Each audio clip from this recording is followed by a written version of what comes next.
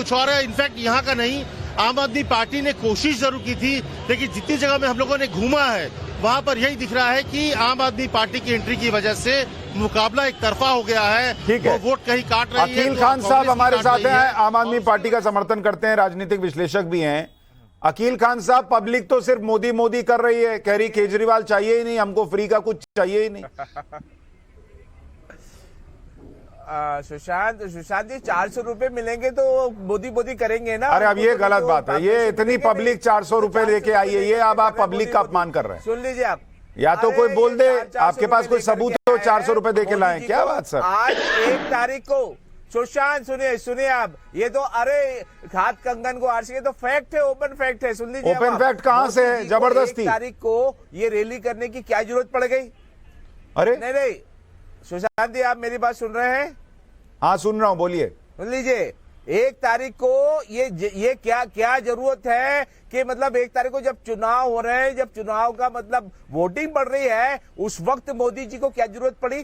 क्योंकि मोदी जी भयभीत हो चुके हैं, ये भयभीत जनता पार्टी। अरे भैया 5 बजे रोड शो शुरू हुआ है, वोटिंग खत्म हो रही है, तो अगर भयभीत होते तो सुबह से रोड शो कर लेते। पहली बात, दूसरी बात, जहां सेकंड फेज है वहां पे अपना प्रचार का एक दिन बर्बाद कर दे, सिर्फ इसलिए क्योंकि पहले चरण का मतदान चल रहा है।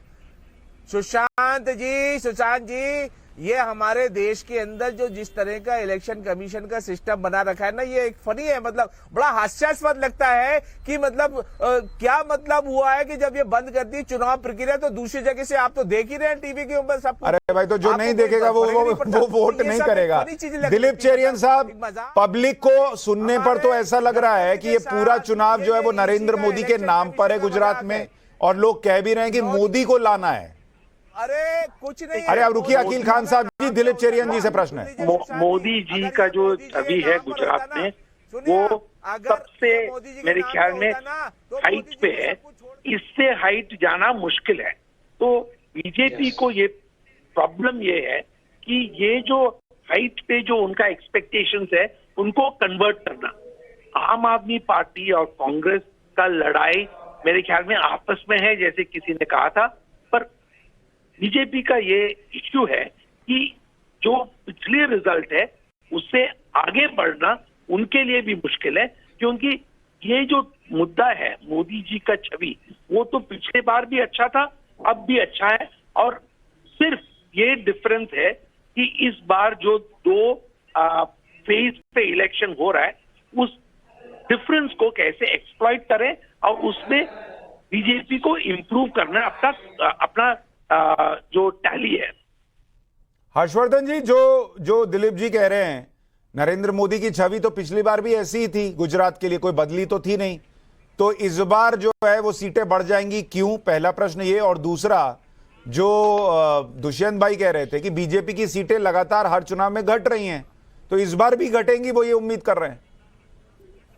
नहीं, ठीक है, एक ये अगर सामान्य नजरिए से देखें, और एक आजकल जो होता है कि आप कोई ट्वीट करते हैं और उसमें कुछ ऐसा राइम रिदम ले आए, तो ये बिल्कुल ठीक दिखता है कि बढ़ते बढ़ते अब 77 तक हो गई। लेकिन सवाल ये है कि ये 77 तक जो हुई है, ये क्यों कब हुई? 2002 को छोड़ें, जब 127 सीटें थी, तो 1995 से लेकर 2017 तक भारतीय जनता पार्टी की औसत सीट है कितनी? 115।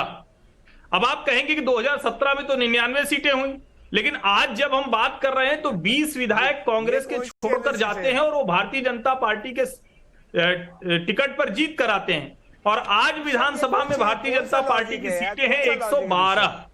अब इसको थोड़ा और अच्छे से समझते हैं। जब मैंने कहा कि शहरी सीटों पर 1 लाख से ज्यादा मतों का अंतर, इसका मतलब क्या है कि गुजरात का बड़ा मतदाता वर्ग वो भारतीय जनता पार्टी के साथ हमेशा रहा। लेकिन इसका एक दूसरा मतलब भी है कि एक एंटी मोदी वोट बैंक है जो बिना कुछ किए मतलब कांग्रेस का नेता नहीं, कांग्रेस की नीति नहीं, कांग्रेस का जो राष्ट्रीय नेतृत्व है वो संत हो जाता है, तपस्या में रत हो जाता है, फिर भी वो कांग्रेस पार्टी के साथ खड़ा है।